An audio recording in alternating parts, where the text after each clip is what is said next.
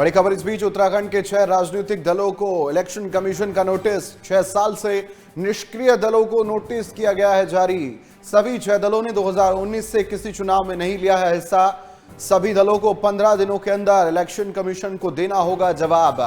बता दें आपको, उत्तराखंड में 6 राजनीतिक दलों को इलेक्शन कमीशन ने नोटिस भेजा है। ये तमाम वो दल है जो कि 6 साल से लगभग निष्क्रिय माने जा रहे हैं, जिन्होंने 2019 से किसी भी चुनाव में हिस्सा नहीं लिया है। इन तमाम 6 दलों को इलेक्शन कमीशन ने नोटिस दिया है। 15 दिनों के अंदर इनको जवाब देना होगा और बताना होगा कि आखिर इनकी वर्तमान स्थिति क्या है, ये सक्रिय है, निष्क्रिय है या इनका क्या फिलहाल स्टेटस है। तो फिलहाल इन तमाम सभी 6 दलों ने 2019 से किसी भी चुनाव में हिस्सा नहीं लिया है। सभी दलों को 15 दिन के अंदर इलेक्शन कमीशन को जवाब देना होगा। उत्तराखंड के 6 राजनीतिक दल है जिनको इलेक्शन कमीशन ने नोटिस भेजा है, जिनको 6 साल से निष्क्रिय बताया जा रहा है कि और उसी को लेकर उनको नोटिस भेजा गया है। इन तमाम 6 दलों ने 2019 से लेकर अब तक किसी भी चुनाव में हिस्सा नहीं लिया। चलिए, इसी खबर पर तमाम जानकारी के लिए मनीष डंगवाल हमारे सहयोगी हमारे साथ जुड़ चुके हैं, उनका रुख करेंगे। मनीष, तमाम 6 ऐसे दल है जो कि निष्क्रिय दल बताए जा रहे हैं, जिनको इलेक्शन कमीशन ने नोटिस भेजा है। आरोप है कि वो 6 साल से किसी भी चुनाव में हिस्सा नहीं ले रहे हैं। 15 दिन में जवाब देना होगा। देखिए, बिल्कुल जिस तरीके से 6 राजनीतिक दलों को जो निर्वाचन आयोग के द्वारा नोटिस भेजा गया और 15 दिन के भीतर इनको जवाब भी देना होगा, और यदि अगर जो निर्वाचन आयोग जवाब से संतुष्ट नहीं आता है तो फिर जो इनकी मान्यता है राजनीतिक दल की, उसे भी समाप्त किया जा सकता है। और अगर 6 राजनीतिक दलों की बात करें तो इन दलों के नाम जो है वो भारतीय जन क्रांति पार्टी है, दूसरी जो पार्टी है हमारी जनमंच पार्टी है, मैदानी क्रांति पार्टी है, प्रजा मंडल पार्टी है, राष्ट्रीय ग्राम विकास पार्टी है और राष्ट्रीय जन सहायता दल है। तो ये 6 राजनीतिक दल हैं जिनको निर्वाचन आयोग के द्वारा नोटिस जारी किए गए हैं। 15 दिन के भीतर इनको जवाब देना होगा, और यदि अगर जवाब नहीं दिया जाता है, संतोषजनक जवाब निर्वाचन आयोग को नहीं नजर आता है, फिर इनकी जो मान्यता है वो भी निरस्त की जा सकती है। सबसे बड़ी बात है कि 2019 के बाद से ये कोई भी जो चुनाव है उसमें इन्होंने प्रतिभाग नहीं किया, और इसी के चलते इन्हें नोटिस जो है वो जारी किया गया है। जी मनीष, क्योंकि 2027 में उत्तराखंड में विधानसभा चुनाव होने हैं और ये जो तमाम 6 दल है जो कि अभी तक निष्क्रिय बताए जा रहे हैं, अगर इन्होंने 15 दिन के अंदर अगर नोटिस सर्व नहीं किया, अगर इन्होंने 15 दिन के अंदर जवाब दाखिल नहीं कराया, तो हम कह सकते हैं कि इनके आगे बड़ी परेशानियां इनको होने वाली है, साथ ही साथ चुनाव में दिक्कतों का सामना करना पड़ सकता है इनको। देखिए, बिल्कुल 2019 के बाद से इन राजनीतिक दलों ने कोई चुनाव नहीं लड़ा। 2022 का विधानसभा चुनाव भी उत्तराखंड में हुआ था।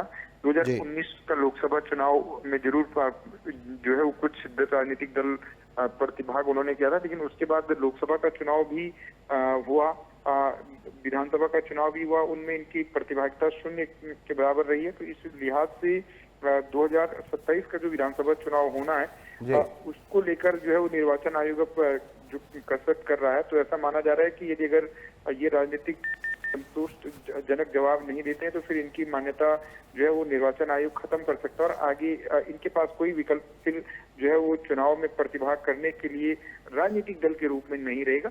तो इसीलिए निर्वाचन आयोग ने इन्हें नोटिस जारी किया है कि इन राजनीतिक दलों की क्या कुछ गतिविधियां रही हैं हाल में, या जो इनके एड्रेस हैं उन एड्रेसों पर इनके कार्यालय संचालित भी हो रहे हैं या नहीं हो रहे, इन्हीं चीज को लेकर नोटिस जारी किए गए हैं। और अब 15 दिन के भीतर यदि अगर इनका जवाब ये नहीं देते हैं या संतोषजनक जवाब नहीं रहता है तो फिर जो इनकी दल की जो मान्यता है वो भी जो है खारिज हो सकती है। जी बिल्कुल मनीष, अगर ये तमाम दल 15 दिन के अंदर जवाब नहीं देते हैं तो बड़ा खामियाजा इनको भुगतना होगा। लेकिन मनीष, ये जो तमाम 6 दल है जो कि लगभग लंबे समय से चुनाव में निष्क्रिय नजर आ रहे हैं, इनको हम देखें, नोटिस भेजा गया है, नोटिस में क्या कुछ कहा गया है और 15 दिन के अंदर अगर जवाब दाखिल नहीं किया गया तो इनका जो स्टेटस है उसको क्या इनएक्टिव मानकर इनको निष्कासित किया जा सकता है?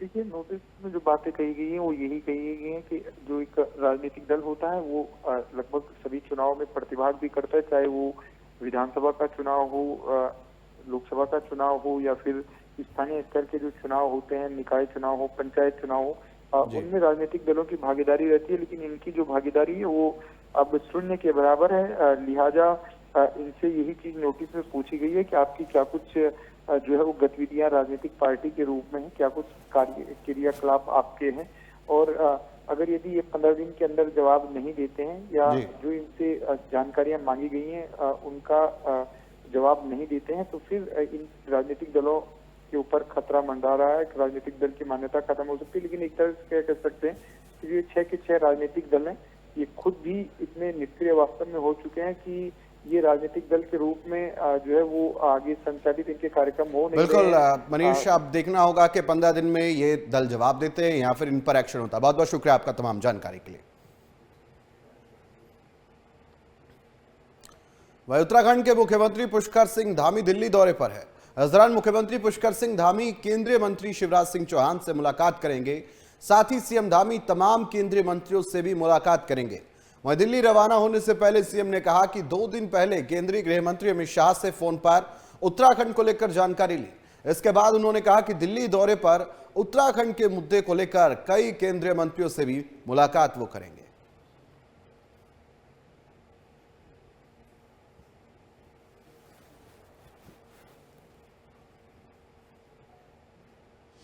आपदा के संबंध में आदरणीय गृह मंत्री जी ने अभी 2 दिन पहले ही मेरे से बहुत विस्तार से जानकारी ले ली है। उन्होंने हर संभव सहायता का हम लोगों को सहायता भी करी और एनडीआरएफ की बटालियनें हैं, आईटीबीपी की टुकड़ियां हैं, वो सभी हमको भेजी हैं और हर संभव सहायता का आश्वासन दिया है। इसके अतिरिक्त चूंकि समय समय पर दिल्ली में हमारे बहुत सारे मंत्रालयों में अनेक विकास योजनाएं हमारी चलती हैं, उन योजनाओं को गति मिले, उनका जल्दी से जल्दी वो हमको स्वीकृति मिले, उसके लिए लगातार हमारा प्रयास रहता है कि हम केंद्र में जो हमारे मंत्रालय हैं, आदरणीय मंत्रीगण हैं, सभी से भेंट करें। तो वहीं खटीमा में सीएम पुष्कर सिंह धामी के द्वारा अपने ही खेत पर रोपाई करने के बाद विपक्ष रोपाई वाले अंदाज पर सवाल उठाने लगी है। इस मौके पर कांग्रेस के कई नेता सीएम धामी की फोटो वीडियो पर सवाल उठाने लगे। बता दें कि पिछले दिनों पूर्व मुख्यमंत्री हरीश रावत ने सोशल मीडिया पर पोस्ट शेयर किया और सीएम धामी की फोटो की तुलना राहुल गांधी से की। इसी दौरान सीएम धामी ने हरीश रावत की पोस्ट पर तंज कसा और कहा कि राहुल गांधी कोई ऐसा काम नहीं करते जिससे उनका अनुकरण किया जाए। ये बात हरीश रावत को भी पता है।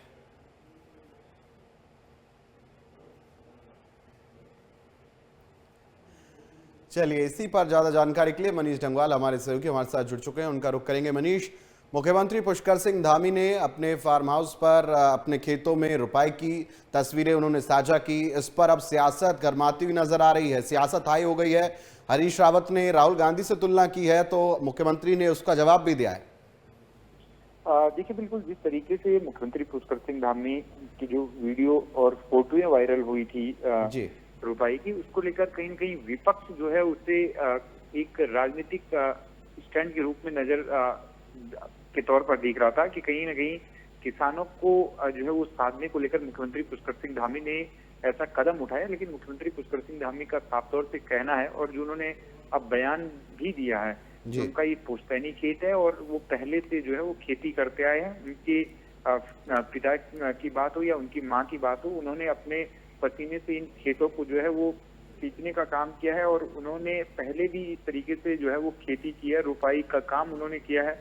उदाहरण भी उन्होंने दिया है कि जिस तरीके से वो रुपाई कर रहे हैं तो उससे समझा जा सकता है कि उन्होंने पहला भी ऐसा काम किया, क्योंकि जो रुपाई करने का जो उनका स्टाइल था वो आसानी से होता नहीं है यदि अगर कोई फोटो वीडियो इस तरीके से खिंचवाने का काम करे।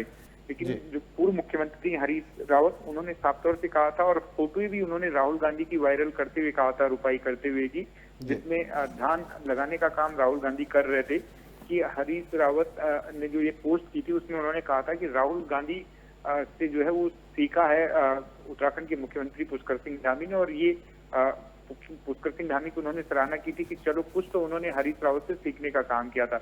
लेकिन अब पलटवार जो है वो मुख्यमंत्री पुष्कर सिंह धामी की तरफ से हुआ और उन्होंने साफ तौर से कहा है कि आज तक राजनीति गांधी ने कोई ऐसा काम नहीं किया है जिसका अनुकरण किया जाए, जिसका अनुसरण किया जाए।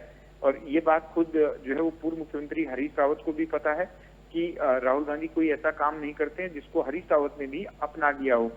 साथ ही उन्होंने जो ये तंज भरे जो उन्होंने अंदाज में ये बयान दिया है, साथ ही जो लोग सवाल उठा रहे हैं और हरीश रावत को भी उन्होंने निमंत्रण दिया है कि जब उनकी धान की फसल जो है वो कट जाएगी और धान चावल के रूप में आ जाएगा तो जो मीठे चावल उनके यहाँ के होते हैं उस पर वो हरीश रावत समेत जो लोग सवाल उठा रहे हैं उन्हें बकायदा निमंत्रण देते हैं कि वो चावल का स्वाद चखने जरूर उनके घर पे आए।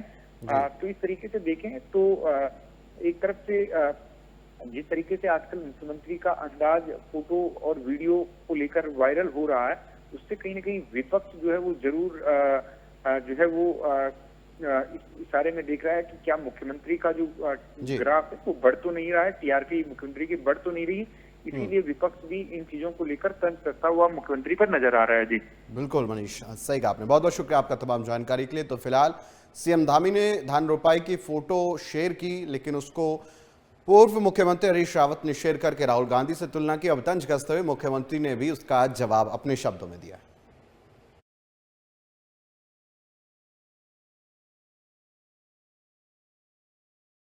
कि मैं हरीश रावत जी हमारे बहुत वरिष्ठ नेता हैं, मैं उनका बहुत सम्मान करता हूं और चूँकि लंबा कालखंड उनका राजनीतिक क्षेत्र में बीता है, सामाजिक जीवन उनका लंबा रहा है, लेकिन वो भी भली भांति जानते हैं अगर वो अपने हृदय पर हाथ रखेंगे, क्या राहुल गांधी कोई ऐसा काम करते हैं कि उनका अनुसरण किया जाए? अगर उनसे भी आप पूछेंगे तो वो हमेशा मना करेंगे, कभी इस बात को स्वीकार नहीं करेंगे। हाँ, ये मेरा कोई पहले से बना बनाया कार्यक्रम नहीं था और मैं जब छोटा था, आज से लगभग 40 वर्ष पहले, तब से मैं खेत में लगातार जाता था, मेड़ मारता था, बैलों को जोतता था, हल चलाता था, रोपाई करता था, बड़ा पसीना लगाया और मैंने भी कई साल उसमें पसीना बहाया है। उस दिन मैंने रोपाई की है, उसमें धान लगेंगे, धान लगने के बाद चावल निकलेंगे और वो चावल बहुत मीठा उसका भात बनेगा। मैं उन सबको आमंत्रित करूंगा।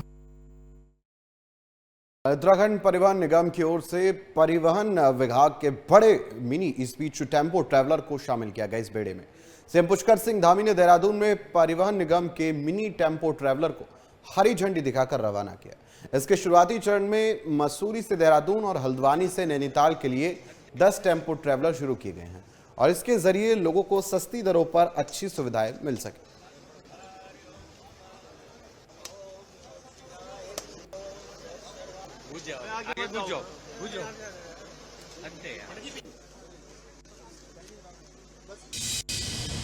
आगे इसके परिणामों के आधार पर इस सेवा को और बढ़ाएंगे, इसकी संख्या भी बढ़ाएंगे और मैं स्वयं और हमारे सभी वरिष्ठ नेतागण, हमारे सब लोग इसमें आए हैं। ये बहुत सुविधाजनक है, अत्याधुनिक है, एसी भी है और किफ़ायती दामों पर अच्छी यात्रा का आनंद मिलेगा और अच्छी टिकटिंग हो, अच्छी बस सेवा हो, परिवहन सेवा हो। जल्दी ही हम 100 और बसें भी अत्याधुनिक खरीदने जा रहे हैं और परिवहन विभाग में उस प्रक्रिया। उत्तराखंड बीजेपी के प्रदेश अध्यक्ष पद पर दूसरी बार महेंद्र भट्ट को चुना गया है। वहीं दोबारा महेंद्र भट्ट को प्रदेश अध्यक्ष चुने जाने पर बीजेपी प्रदेश मीडिया प्रभारी मनवीर सिंह चौहान ने कहा है कि कांग्रेस में डर का माहौल है। उन्होंने कहा कि कांग्रेस को लग रहा है कि उनके पार्टी के नेता पार्टी छोड़कर बीजेपी में शामिल ना हो जाए। बीजेपी प्रदेश अध्यक्ष महेंद्र भट्ट ने जिस तरह से कांग्रेस के अच्छे नेताओं को पार्टी में शामिल करवाया है वो काफी सराहनीय है। इस पर बीजेपी उनके नेतृत्व में पंचायत चुनाव के साथ साथ 2027 चुनाव में भी जीत दर्ज करेगी।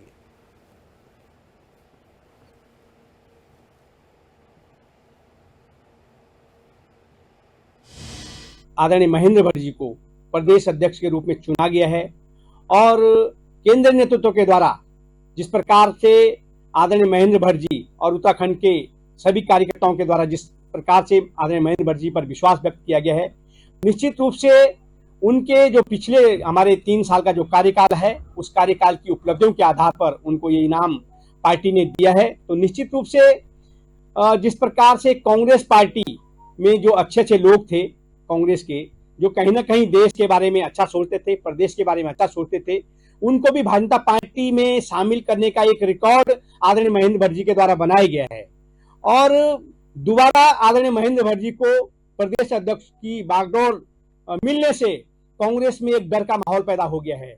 उनको लग रहा है कि कहीं उनके दल में अगर कोई अच्छे लोग बचे होंगे तो कहीं वो फिर पार्टी न छोड़ दें, कांग्रेस पार्टी से भाजपा में न चले जाएं। इस डर को उनको कांग्रेस पार्टी के अध्यक्ष को सता रहा है। तो रुड़की में जिला कांग्रेस कमेटी महानगर के तत्वाधान में कार्यकारिणी का विस्तार किया गया। कांग्रेस प्रदेश महामंत्री और महानगर अध्यक्ष राजेंद्र चौधरी ने लंबे समय बाद कार्यकर्ताओं को एक सूत्र में बांधने का काम किया है।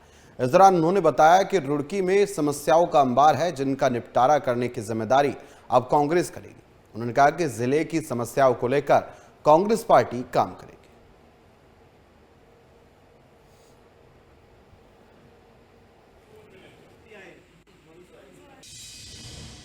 मासिक बैठक जो है पिछले दिनों जब से हमारे जिलाध्यक्षों का सम्मेलन हुआ दिल्ली में, तब से एक हमारे यहाँ कांग्रेस में एडवाइजरी जारी हुई है, जिसमें हमें प्रत्येक माह अपनी मासिक बैठक करनी, जिसमें पिछले महीने का हमें रिव्यू करना और आगे हम क्या करेंगे उस पर साथियों से, कार्यकर्ताओं से चर्चा होनी। ये विस्तार तो पहले ही हो गया था। ये तो आज जो है उन्हें प्रमाण पत्र वो कह रहे थे जी हमें नियुक्ति पत्र दे दो, हमने कहा चलो वो दे देंगे। देखिए, आज कार्यकारिणी का विस्तार किया गया है और मैं समझता हूं कि निश्चित रूप से महानगर कांग्रेस कमेटी जो है संगठित होकर जो जनहित के मुद्दे उनको उठाने का काम करेगी, क्योंकि आप देख रहे हैं कि लगातार क्षेत्र में बहुत बड़ी समस्याएं हैं, चाहे वो जल भराव की हो, चाहे वो सफाई व्यवस्था की हो। और आज जो महानगर कांग्रेस कमेटी के द्वारा जो कार्यकारिणी गठित की गई है, इसके साथ में कंधे से कंधा मिलाकर जो जनता की लड़ाई लड़ने का काम किया जाएगा। वहीं पौड़ी की जिलाधिकारी स्वाति एस भदौरिया ने लक्ष्मण झूला कैंप कार्यालय में कावड़ मेले की तैयारियों को लेकर समीक्षा बैठक की। इस दौरान संबंधित विभागों को समर्पण के साथ कार्य करने के दिशा निर्देश दिए गए। साथ ही लापरवाही बरतने पर लोक निर्माण विभाग दुगड्डा के अधिशासी अभियंता और जिला पंचायत के अपर मुख्य अधिकारी को कारण बताओ नोटिस भी जारी किया।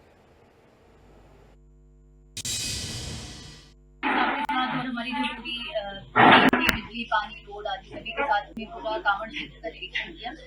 चाहे वो सड़क मार्ग है, चाहे पैदल मार्ग है, मंदिर वाला एरिया है, पार्किंग है, सभी शौचालय, बिजली, पानी, सभी चीज का डिटेल्ड निरीक्षण किया। जहाँ पे पानी एक आध जगह पे ऐसा लगा कि शौचालय से भी पानी कनेक्टेड नहीं है, उनके लिए निर्देशित किया गया है। एक बड़ी पार्टी की जिला पंचायत की जहाँ पे शौचालय की इतनी कमी पाई गई, उसके लिए भी बताया गया है। साथ ही जितने हमारे जो पैदल वाला रास्ता है उसमें सोलर लाइट आदि की व्यवस्था के लिए भी इनको निर्देशित किया गया। और साथ में जो एलिफेंट प्रोन जोन्स हैं या फिर कोई भी डेंजरस जोन्स है, कुछ हमारे घाट से ऐसे डेंजरस, उन सबकी सुरक्षित रखने के लिए भी निर्देशित किया गया। और अभी हम लोग एक डिटेल बैठक भी करेंगे अपने अधिकारियों के साथ। और इसके अतिरिक्त मंदिर समिति, टैक्सी यूनियन, हमारे व्यापार संघ, जितने भी हमारे स्टेक होल्डर्स हैं, सबके साथ भी बैठक करके उनको सुझाव प्राप्त किए गए।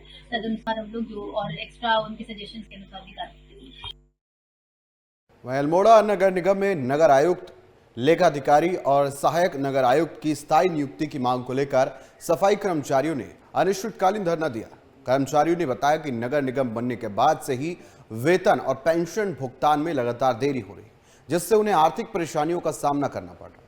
उन्होंने बताया कि निगम में अब तक अस्थायी नगर आयुक्त की तैनाती नहीं की गई है। साथ ही लेखाधिकारी और सहायक नगर आयुक्त की पोस्ट भी खाली है, जिसके कारण उन्हें वेतन नहीं मिल रहा है। और उन्होंने ये भी कहा कि जब तक उनकी मांगें पूरी नहीं होती तब तक उनका धरना यूं ही जारी रहेगा। अब नगर निगम प्रशासन से जो वर्तमान मेयर साहब उनसे हमने निवेदन किया कि सर कर्मचारी को समस्या बढ़ती जा रही है, तो वर्तमान बोर्ड द्वारा कोई ध्यान नहीं दिया, जिसको लेकर के हम लोग यहाँ पर धरना प्रदर्शन कर रहे हैं। ना तो समय से कर्मचारी को वेतन का भुगतान हो पा रहा है, ना सेवानिवृत्त कर्मचारी को पेंशन का भुगतान हो रहा है। सेवानिवृत्त कर्मचारी मतलब 80-80, 85-85 साल के जो बेचारे यहाँ पर रोज गुहार लगा के हमारी पेंशन दे दो, उनका परिवार का पालन पोषण में काफी दिक्कतें आ रही। तो हमारा निवेदन ये है शासन से और जिला प्रशासन से कि शीघ्र नगर आयुक्त की नियुक्ति और लेखाधिकारी की नियुक्ति नगर निगम अल्मोड़ा में होनी चाहिए। अगर शीघ्र नियुक्ति नहीं होती है तब तक हम अपना धरना प्रदर्शन जारी करेंगे। अगर धरना प्रदर्शन के बाद भी हमारी मांगे पूरी नहीं हुई तो हम अनिश्चितकालीन हड़ताल पर चले जाएंगे। उत्तराखंड में उच्च शिक्षा विभाग के अधिकारियों के मुताबिक राजकीय महाविद्यालयों में जल्द ही 117 अस्थायी योग प्रशिक्षक भर्ती प्रक्रिया शुरू की जाएगी। उच्च शिक्षा विभाग और कौशल विकास एवं सेवा योजना विभाग के बीच रोजगार प्रयाग पोर्टल के जरिए 640 आवेदन पत्रों पर नियुक्ति प्रक्रिया शुरू करने की सहमति बनी है। उच्च शिक्षा विभाग ने मेरिट के आधार पर योग प्रशिक्षकों के साक्षात्कार के लिए समय सारणी तय की है, जिसके तहत 1 से 8 अगस्त के बीच अभ्यर्थियों के साक्षात्कार आयोजित किए जाएंगे और 11 अगस्त से चयनित अभ्यर्थियों को महाविद्यालयों में तैनाती दी जाएगी।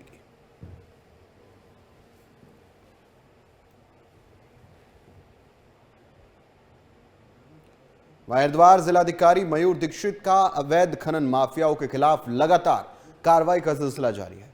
इसी बीच डीएम के निर्देश पर खनन विभाग की टीम ने भोगपुर क्षेत्र में छापेमारी की, जहां पर खनन विभाग ने अवैध खनन करने वाले पोकलैंड, जेसीबी, डंपर और ट्रैक्टर ट्रॉलियों समेत कई वाहनों को जब्त किया है। खनन विभाग के अधिकारी ने बताया कि माफियाओं के खिलाफ मामला दर्ज कर जांच शुरू कर दी गई।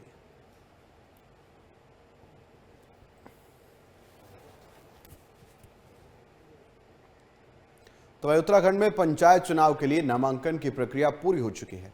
इस बीच कई पंचायत के प्रतिनिधि निर्विरोध चुने जा रहे हैं।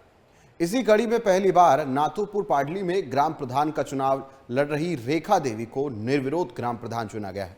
वहीं ग्राम प्रधान चुने जाने के बाद रेखा देवी ने कहा है कि ग्राम पंचायत स्तर की जो भी समस्या है उसका समाधान किया जाएगा। इसके अलावा उन्होंने कहा कि स्ट्रीट लाइट, सिंचाई और सड़कों का निर्माण की समस्या को दूर करने का काम भी किया जाएगा। साथ ही गांव के लोगों के लिए 24 घंटे सेवा करने के लिए मैं तत्पर हूं। बहुत बढ़िया।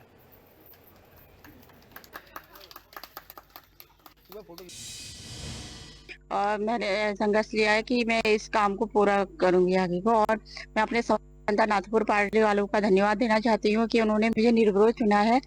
और मैं सोचे उनके सपने हैं, जो अगर कुछ करना चाहती हैं, महिलाएं हैं, कुछ अपना रोजगार खोलना चाहती है, उसमें मैं सहयोग देने की पूरी कोशिश करूंगी। उसमें मेरे परिवार का, मेरे हस्बैंड का, मेरे ससुर जी का और मेरे माता पिता का पूरा वो सहयोग है। तो वहीं उत्तरकाशी के लोदाड़ा में ग्रामीणों ने पुरानी परंपराओं को तोड़कर नई मिसाल कायम की। इस दौरान ग्रामीणों ने गांव में चल रहे इस बीच जाति पात के भेदभाव को खत्म कर पहली बार गांव में निर्विरोध प्रधान नियुक्त किया है। इस बीच ग्रामीणों का कहना है कि गांव में काफी समय से गांव के लोगों में ऊंच नीच की राजनीति चल रही थी, जिसके कारण गांव का माहौल खराब हो रहा था। इसी को देखते हुए ग्रामीणों ने गांव में सामूहिक भोजन का आयोजन कर गांव में निर्विरोध प्रधान घोषित किया।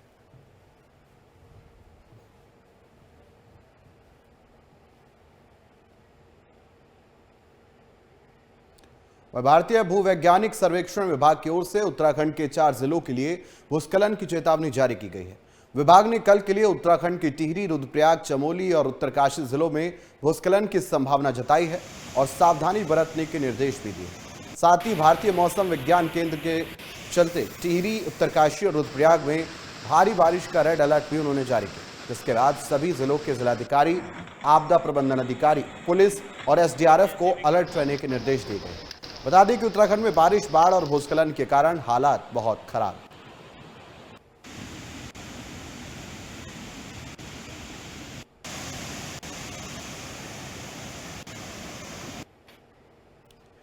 तो उत्तराखंड में मानसून और भूस्खलन की घटनाओं पर मुख्यमंत्री पुष्कर सिंह धामी ने अपनी प्रतिक्रिया दी है। इस दौरान उन्होंने कहा कि मौसम विभाग की ओर से जो चेतावनी मिल रही है उसके आधार पर सरकार काम कर रही है। उन्होंने कहा कि उत्तरकाशी में 2 जगहों पर सड़क मार्ग पूरी तरह से कट गया है, उस पर काम चल रहा है। साथ ही सभी स्थानों पर बचाव और राहत कार्य निरंतर चलाए जा रहे हैं। आपदा हमारे लिए चुनौती है। आपदा का असर कम हो इसलिए मॉक ड्रिल भी किया, कई बार किया और बैठकें भी की गई।